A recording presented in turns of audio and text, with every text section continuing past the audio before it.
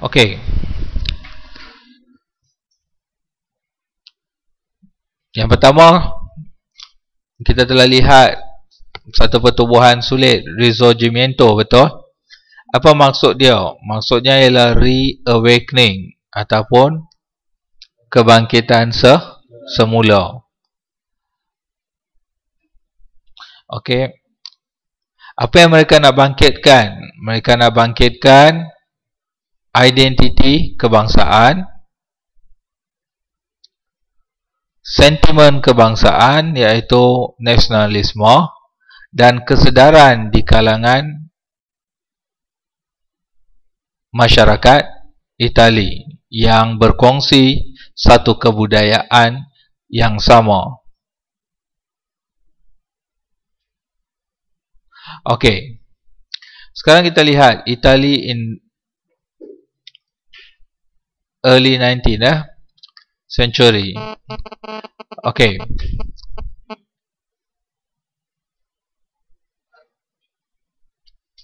Pada bulan September 1870,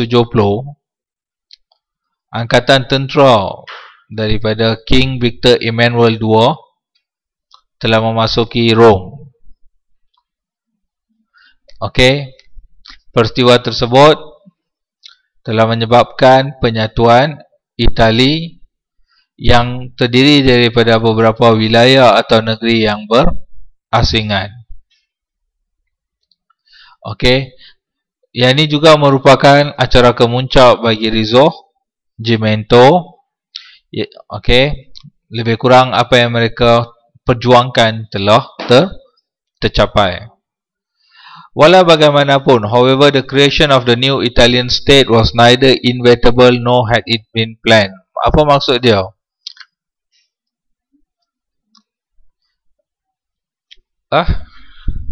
Iaitu sebenarnya kewujudan ataupun pembinaan sebuah negara Itali ini sebenarnya tak dicipta ataupun tak dirancang. Dia berlaku.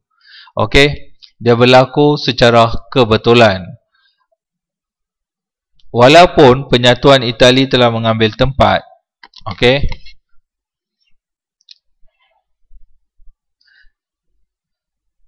tetapi semangat rakyat Itali terhadap satu negara yang baru ni agak kurang. Okey, pada tahun 1861, Massimo di Azeglio, okey, bagi tahu ataupun telah melaporkan kepada Victor Emmanuel bahawa, "So, we have made Italy." Okey, kita telah berjaya membentuk Itali. Now we must make Italians. Kini kita perlu membentuk rakyat Itali ataupun kita perlu buat rakyat Itali. The story of what follow is how Italy was made. Okey, apa yang kita akan lihat selepas ini adalah bagaimana pembentukan negara Itali. Okey.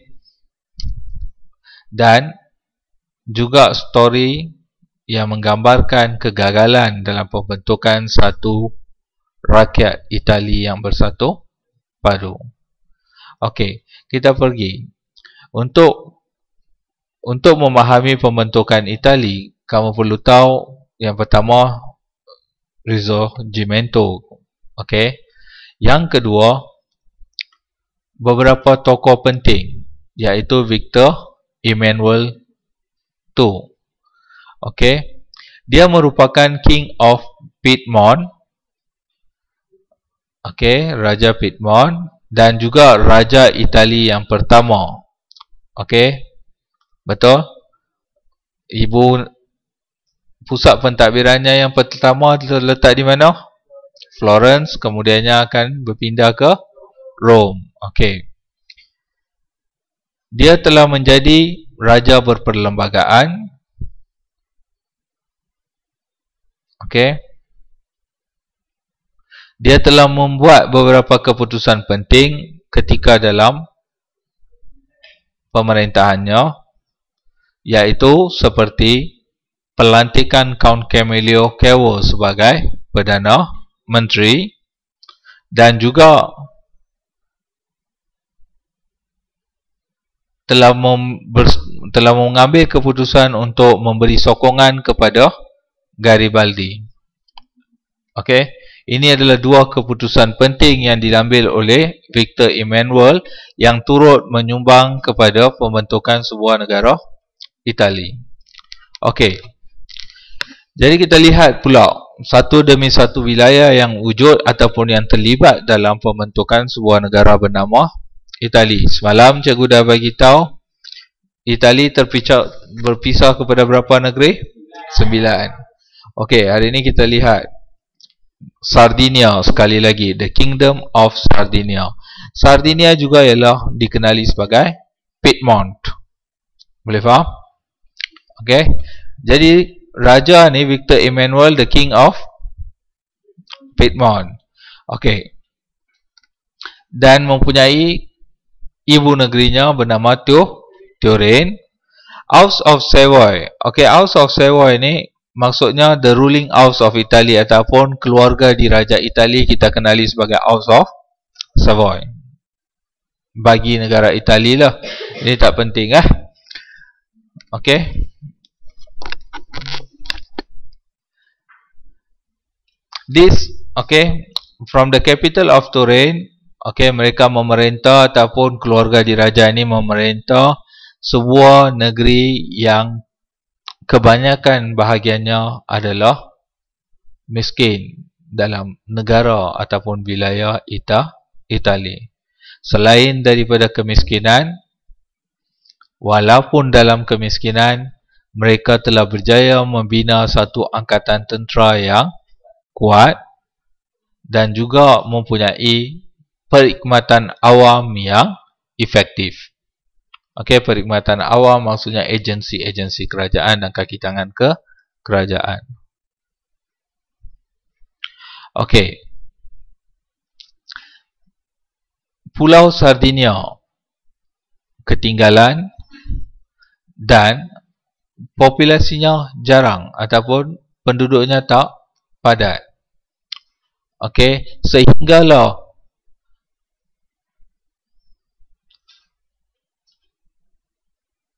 pelabuhan Genoa menjadi sebahagian daripada Republik Genoa masuk dalam penguasaan Sardinia. Okey. Okey, seterusnya, it was politically separate from the Kingdom of Sardinia. Okey, walaupun pelabuhan ini secara politik telah terpisah daripada Pulau Sardinia. Okey, lepas tu kita telah lihat semalam Lombardy dan Venetia, betul? Okey, apabila siapa yang akan pergi menawan Lombardy dan Venetia? Kita lihat. The major fighting was over.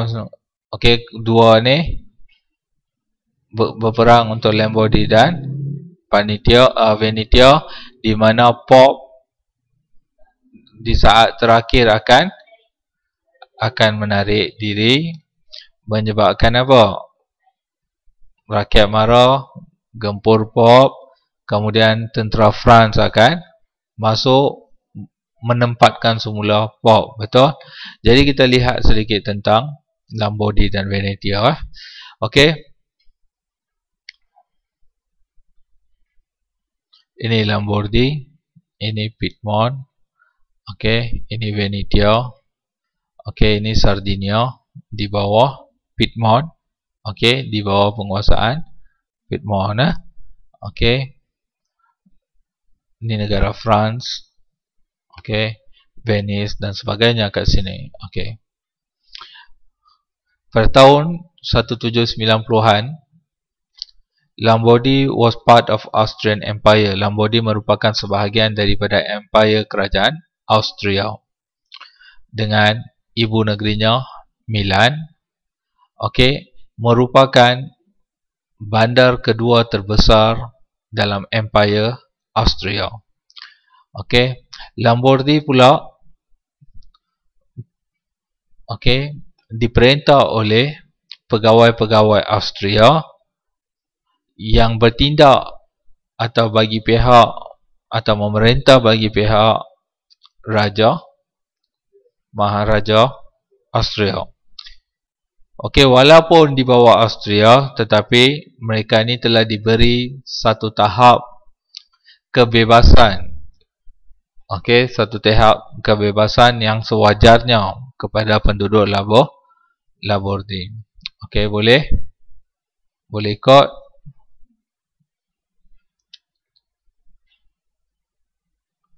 Okey, the Austrian Army.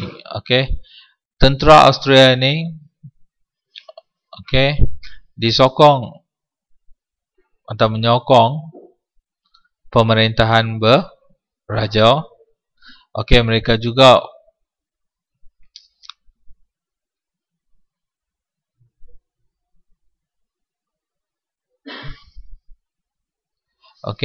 mengekalkan pegangan atau kuasa tertentu yang dikenali sebagai quadrilateral. Quadrilateral maksudnya dalam satu kepungan empat segi which dominated, di mana mereka menguasai satu bahagian yang subur, iaitu Po Valley. Pernah dengar Po Valley? Lembah Po. Okey, pernah dengar? Semalam cikgu dah terangkan apa kaitan di sini, betul? Po River yang memisahkan negaranya menjadi dua. Salah satu halangan. Okey, yang ini adalah kaitan dia hari ini dengan apa? So, tentera Australia ini dia ada lembah sungai yang mengalir itu kita panggil lembah Po. Okey, mereka menguasai satu kawasan. Okey, satu kawasan yang sewajarnya yang subur.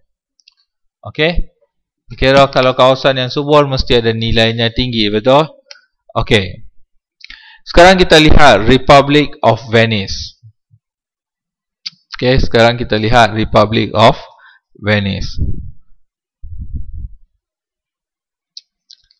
Okey, Republic of Venice Republic of Venice juga dikenali sebagai Republic of Saint Mark. Okey, pada abad ke-15 dan pada abad ke-16, wilayah ini merupakan sebuah wilayah yang kaya ataupun kuat atau berkuasa disebabkan oleh dominasi perdagangan di lautan Mediterranean. Walau bagaimanapun, menjelang tahun 1790, republik ini telah hilang atau telah kehilangan kuasa perdagangannya. Okey, walaupun mereka kekal kaya ataupun kekal unggul dalam bidang seni bina dan kesenian yang indah terseragam. Dapat? Okey, kita masuk yang seterusnya, the Central Dutch. Okey.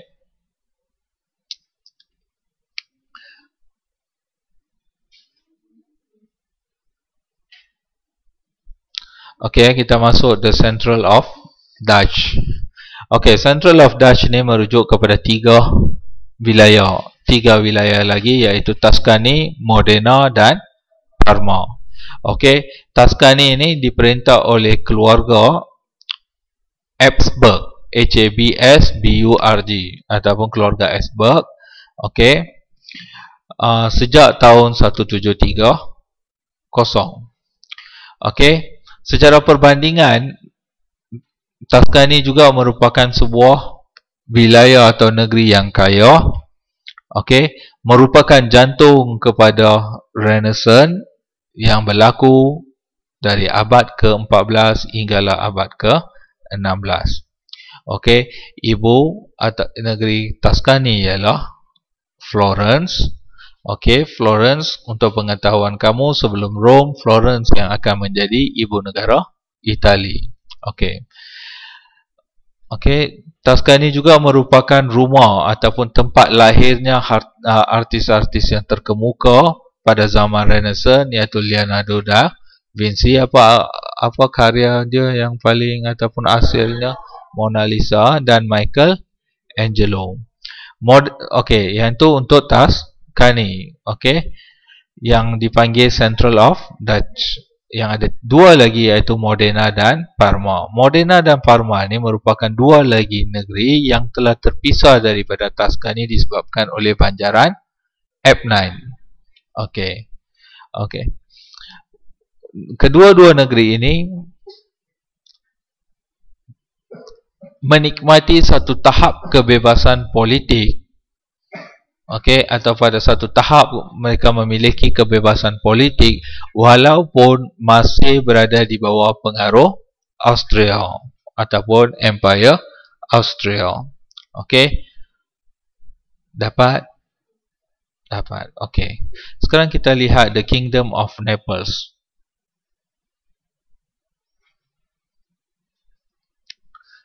Okey, sebelum tu semalam cikgu dah tanya kamu tentang Renaissance, betul? Okey, hari ini kita lihat pula definisi Renaissance. Okey. The term given to a period of European history from the early 14th to the late 16th century, iaitu satu istilah yang digunakan dalam jangka masa sejarah Eropah dari abad ke-14 sampailah penghujung abad ke-16. Okey, dia berasal daripada perkataan French yang dibawa maksud rebirth, kelahiran semula. Okay, originally it refer to the revival of the value and artistic styles of classical antiquity during that period, especially in Italy. Iaitu revival maksudnya mereka cuba menghidupkan atau menguasai semula nilai-nilai artistik, klasik, okay, yang pernah mereka perolehi pada ketika zaman Yunani dan Rom. Sebab tu kita panggil kelahiran semula. Okay, the Kingdom of Naples. Sekarang kita masuk the Kingdom of Naples.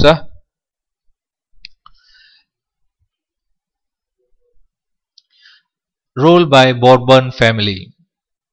Okay, diperintah oleh keluarga Bourbon, dan Kingdom of Naples merupakan wilayah yang paling miskin dalam Itali.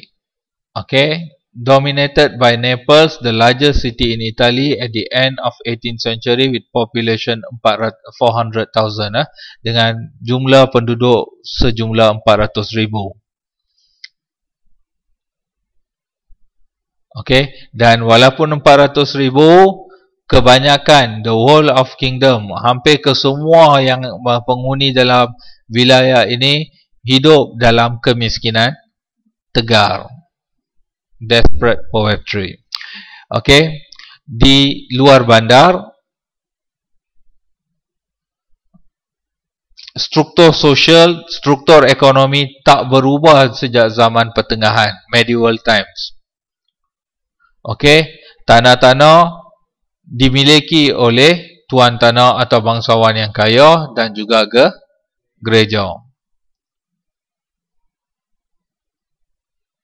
Okey, Raja Naples pula merupakan pemerintah berkuasa mutlak. Mereka memiliki tentera yang besar bagi mengawal penduduknya ataupun bagi terus menekan ataupun berkuasa terhadap rakyatnya. Okey, penghujung tahun 1847, penulis Luigi Settembrini, okey,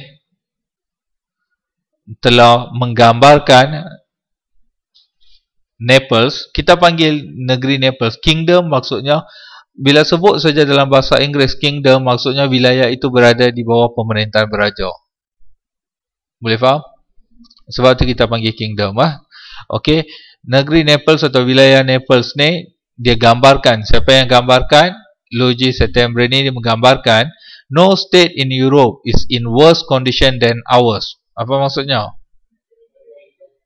Tak ada negeri lain dalam Europe yang seteruk kita.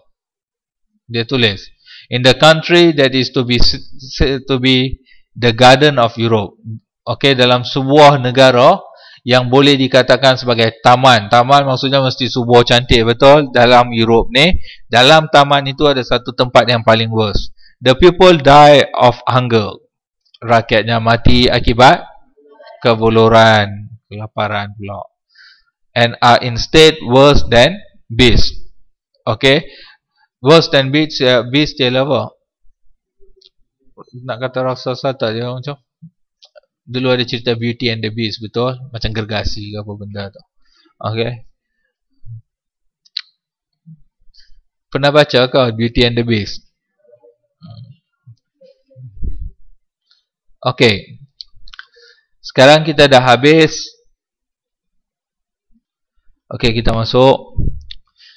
Okey, hari ini kita lihat satu lagi faktor yang tidak ada di sini. Okey. Dalam bahagian penyatuan Itali ada dua saja, nasionalisme dan good leadership. Hari ini kamu masukkan faktor yang ketiga, iaitu revolusi Perancis. Okey, sebenarnya revolusi Perancis juga turut menyumbang kepada penyatuan Itali. Bagaimana? Cikgu ringkaskan untuk kamu. Okey, sebab kita tak nak belajar tentang tindakan revolusi Perancis, jadi cikgu akan skip bahagian ini yang sepatutnya, iaitu revolusi Perancis ni, okey, memberi kesan yang besar kepada masyarakat Eropah. Okey, dan juga telah memberi kesan kepada pembangunan negara Itali. Okey, sebab dia revolusi Perancis telah membawa ataupun telah merupakan dia menjadi pembuka tirai satu demi satu pemerintahan mutlak di Eropah sedang menemui apa? Penghujungnya lah, iaitu ada negara telah menjadi republik, ada negara akan menjadi raja berperlembagaan. Raja mutlak takkan wujud dah. Okey, pembuka tirai adalah revolusi Perancis. Okey, disebabkan revolusi ini sudah berlaku dan pengenalan satu sistem politik dan pentadbiran yang baru yang berasaskan idea-idea liberty ataupun kebebasan, okey, telah membawa atau telah memberi ketakutan kepada pemerintah-pemerintah lain di Europe. Okey, mereka takut mereka juga akan menerima nasib yang sama seperti apa yang berlaku pada Raja Perancis atau sistem beraja di Perancis. Okey, jadi ada beberapa tindakan. Tahun 1792, Prussia dan Australia telah melancarkan perang terhadap golongan revolusi di Perancis. Okey, dia juga turut memberi kesan kepada Itali disebabkan Lombardy berada di bawah pengaruh Austria. Okey, sebagai kesan akibat tindak balas Prussia dan Austria ni, seorang jeneral muda bernama Napoleon Bonaparte.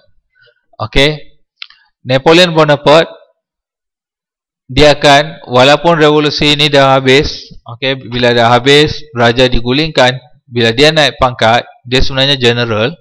Ada movie tentang dia dalam 5 episod yang pernah ditayangkan di TV. Dia ni seorang yang bercita-cita menguasai seluruh negara Eropah.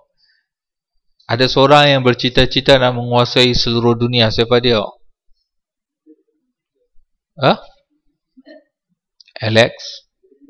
Alexander the Great. Kemudian selepas Alexander, orang yang cukup berjaya ialah Napoleon. Okey, Napoleon akan tewas di Rusia. Okey, dia akan melakukan serangan pada musim yang salah. Okey, musim sejuk. Okey, strategi perang yang salah menyebabkan kekalahan di situlah. Tapi dia hampir-hampir menawan keseluruhan negara Eropah. Okey, jadi Napoleon Bonaparte ni, dia declare dirinya sebagai Maharaja Perancis. Okey, seorang general tentera yang bijak. Okey, dia juga memperkenalkan beberapa kaedah pentadbiran yang baru yang kekal di France sampai ke hari ini. Okey, kita lihat dah. Jadi apa yang berlaku, Bonaparte dia mempunyai cita-cita untuk menguasai wilayah-wilayah Itali. Okey, dan beberapa wilayah, okey, seperti Lombardy, Modena, Bolgana, Romga, ni semua telah digabungkan, dikenali sebagai Cisalpine Republic. okey, Cisalpine Republic, di mana dia telah mewujudkan 5 orang pengarah dengan satu badan perundangan yang dikenali sebagai Parlimen. Okey.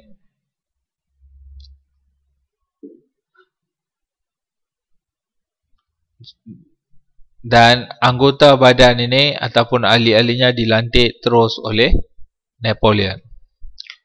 Okey. Kemudian Republic of Genoa pula ditukar menjadi Republic of Liguria. Okey. Di Piedmont pula Napoleon benarkan sistem beraja,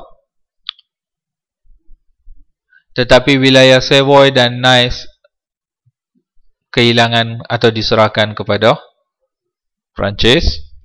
Dan Piedmont nak buat sesuatu keputusan atau nak buat sesuatu, dia perlu merujuk kepada France. Okey, France juga telah menguasai negeri-negeri yang dikuasai oleh Pos. Okey. Jadi semua ini telah menyebabkan wilayah-wilayah ini pernah diduduki oleh siapa? Diduduki secara terus oleh France ataupun pernah menerima kesan daripada revolusi Perancis. Okey. Jadi kesannya, impact of Napoleonic rule in Italy. Okey. Jadi pendudukan ataupun kehadiran Napoleon di Itali telah memberi kesan kepada negara Itali. Okey. Jadi kita lihat apa yang berlaku